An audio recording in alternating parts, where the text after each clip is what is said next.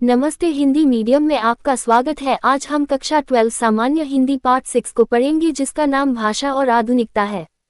इसके लेखक प्रोफेसर जी सुंदर रेड्डी हैं। पाठ 6 भाषा और आधुनिकता। कक्षा 12। किसी भी क्षेत्र में रमणीयता लाने के लिए नित्य नूतनता की आवश्यकता होती है। इसी को दृष्टि में रखकर ही माघ ने कहा होगा, क्षणे क्षणे यन्नवतामुपैति तदेव रूप रमणीयताया। रमणीयता और नित्य नूतनता अन्योन्याश्रित है। रमणीयता के अभाव में कोई भी चीज मान्य नहीं होती। नित्य नूतनता किसी भी सर्जक की मौलिक उपलब्धि की प्रामाणिकता सूचित करती है और उसकी अनुपस्थिति में कोई भी चीज वस्तुतः जनता व समाज के द्वारा स्वीकार्य नहीं होती।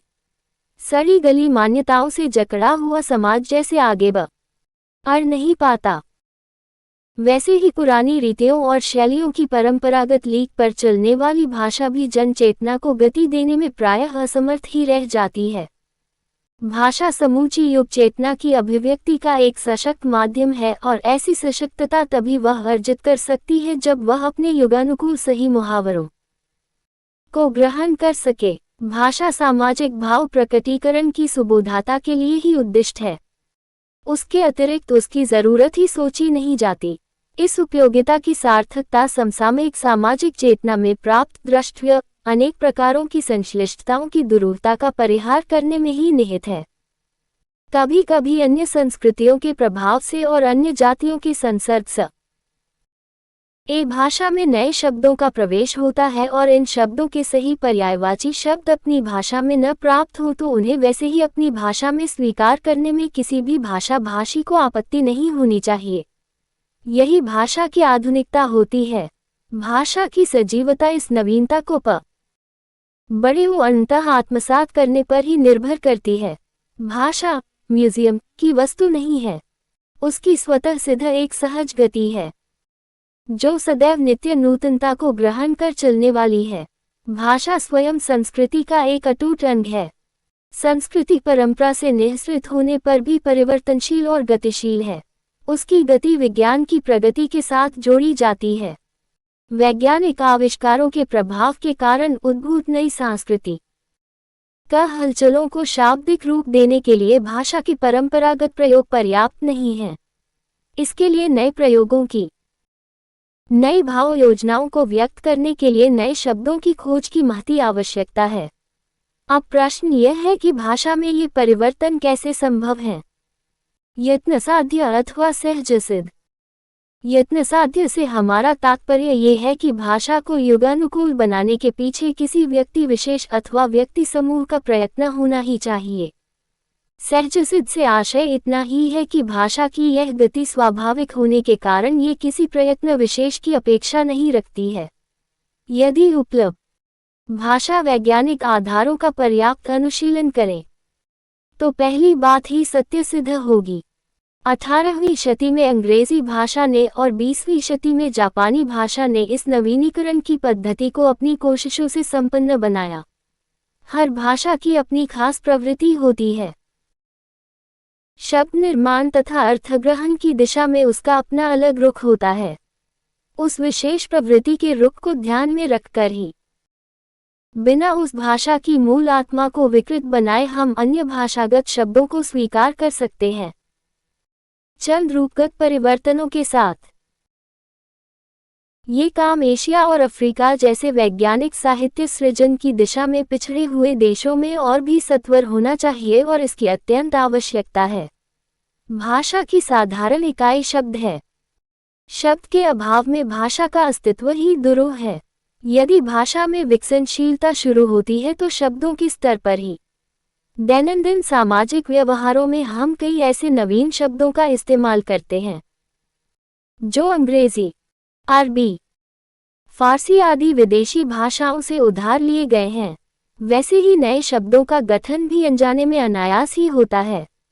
ये शब्द अर्थात उन विदेशी भाषाओं से सीधे अविकृत ढंग से उधार लिए गए शब्द भले ही कामचलाऊ माध्यम से प्रयुक्त हों, साहित्यिक दायरे में कदापि ग्रहणीय नहीं।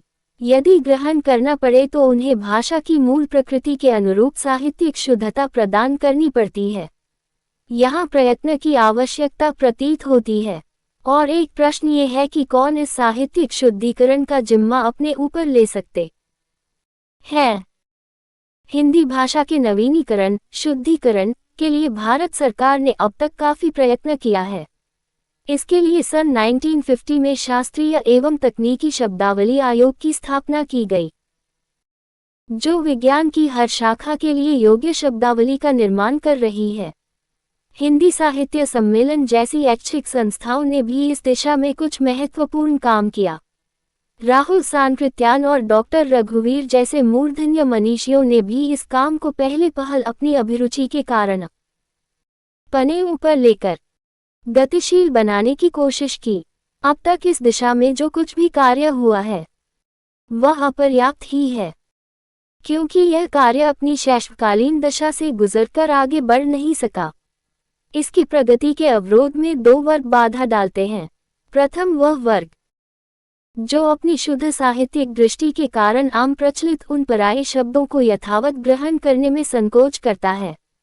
दूसरा वह वर्ग जो अपने विषय के पारंगत होने पर भी साहित्यिक व भाषा वैज्ञानिक पृष्ठभूमि के अभाव में उन प्रयुक्त विदेशी शब्दों को मनमाने ढंग से विकृत कर अपनी मातृभाषा में थोपना चाहता है। आजकल कई प्रादेशिक सरकारों ने अपनी प्रांतीय भाषाओं में उच्च स्तरीय पाठ्य पुस्तकों के निर्माण के लिए कई आयोगों की स्थापना की है। हम आशा करते हैं कि वे आयोग उपयुक्त उन बाधित तत्वों से हटकर अपना काम सुचारू बना सकेंगे। विदेशी शब्द जिन्हें अपनी प्रांतीय भाषाओं में ग्रहण करने की आवश्यकता है, खासतौर पर दो तरह के होते हैं। एक, वस्तुसूचक, 2, भावसूचक। विज्ञान की प्रगति के कारण नई चीजों का निरंतर आविष्कार होता रहता है। जब कभी नया आविष्कार होता है उसे एक नई संज्ञा दी जाती है। जिस देश में उसकी सृष्टि की जाती है वह देश उस आविष्कार के नामकरण के लिए नया शब्द बनाता है। वही शब्द प्रायः अन्य देशों में बिना परिवर्तन के वैसे ही प्रयुक्त किया जाता है। यदि हर देश उस चीज के लिए अपना अपना नाम देता रहेगा तो उस चीज को समझने में ही दिक्कत होगी। जैसे रेडियो, टेलीविजन, स्पुतनिक, प्रायः सभी भाषाओं में इनके लिए एक ही शब्द प्रयुक्त है। और एक उदाहरण देखिए, सीढ़ी लगाना। ऊपर चढ़ने के लिए अनादिकाल से भारत में एक ही साधन मौजूद था, सीढ़ी। औद्योगिक क्रांति आदि ने आवश्यकता के अनुसार और भी कई तरह की सीढ़ियों का निर्माण किया, जैसे लिफ्ट, एलिवेटर, एस्केलेटर आदि। भारतीयों के लिए ये बिल्कुल नए शब्द हैं और इसलिए भारतीय भाषाओं में इसके लिए अलग अलग नाम द्रष्टव्य नहीं होते। इस स्थिति में उन शब्दों को यथावत ग्रहण करने में कोई बाधा नहीं होनी चाहिए।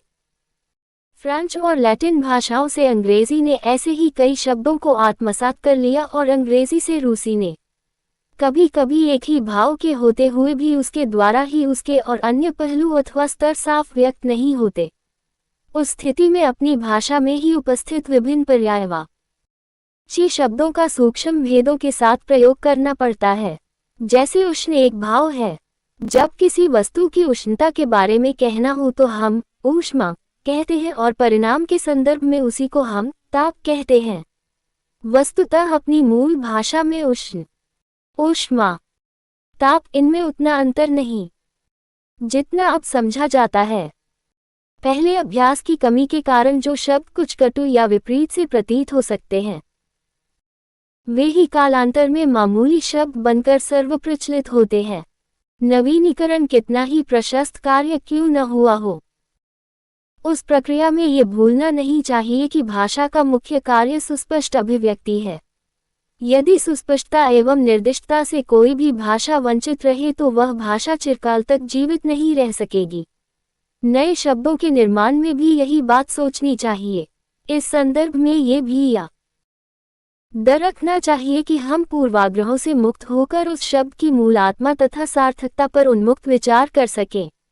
अंग्रेजी भाषा शासकों की भाषा रही और भावदासता की निशानी है। ऐसा सोचकर यदि हम नए शब्दों का निर्माण करने में लग जाएं तो नुकसान हमारा ही होगा, अंग्रेजों का नहीं। उर्दू में प्रयुक्त अरबी और फारसी के शब्दों को जो इस्लाम धर्म को ज्ञापित करने वाले हैं, हिंदी वाले त्यागना आरंभ करें तो हिंदी भाषा सहज भाषा न रहकर एकदम बनावटी बनेगी।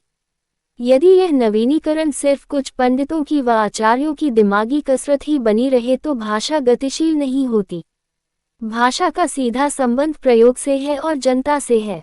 यदि नए शब्द अपने उद्गम स्थान में ही अड़े रहे और कहीं भी उनका प्रयोग किया नहीं जाए तो उसके पीछे के उद्देश्य पर ही कुठाराघात होगा।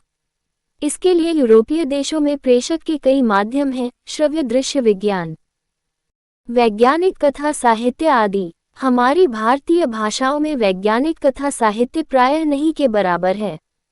किसी भी नए विधार की सफलता अंततः जनता की सम्मति व असम्मति के आधार पर निर्भर करती है और जनता में इस चेतना को उजागर करने का उत्तरदायित्व शिक्षित समुदाय एवं सरक आरा का होना चाहिए। भाषा में आधुनिकता लाने के लिए व्यवहारिक भाषा के स्वरूप का मानकीकरण करने के साथ साथ लिपि संबंधी सुधार भी आवश्यक है। भाषा के प्रयोग और उपयोग के साथ इन समस्याओं का समाधान जुड़ा हुआ है। संक्षेप में, नए शब्द, नए मुहावरे एवं नई रीतियों के प्रयोगों से युक्त भाषा को व्यवहारिकता प्रदान करना ही भाषा में आधुनिकता लाना है। दूसरे शब्दों में केवल आधुनिक योगीन विचारधाराओं के अनुरूप नए शब्दों के गढ़ने मात्र से ही भाषा का विकास नहीं होता वरन नए पारिभाषिक शब्दों को नूतन शैली प्रणालियों को व्यवहार में लाना ही भाषा को आधुनिकता प्रदान करना है, क्योंकि व्यवहारिकता ही भाषा का प्राण तत्व है। नए शब्द और नए प्रयोगों का पाठ्य पुस्तकों से लेकर साहित्यिक पुस्तकों तक एवं शिक्षित व्यक्तियों से लेकर अशिक्षित व्यक्तियों तक के सभी कार्यकलापों में प्रयुक्त होना आवश्यक है। इस तरह हम अपनी भाषा को अपने जीवन की सभी आवश्यकताओं के लिए जब प्रयुक्त कर सकेंगे तब भाषा में अपने आप आधुनिकता आ जाएगी। प्रोफेसर जी सुंदर रेड्डी। अगर आपको ये वीडियो अच्छी लगी हो तो चैनल को सब्सक्राइब करें और एक लाइक जरूर करें। धन्यवाद।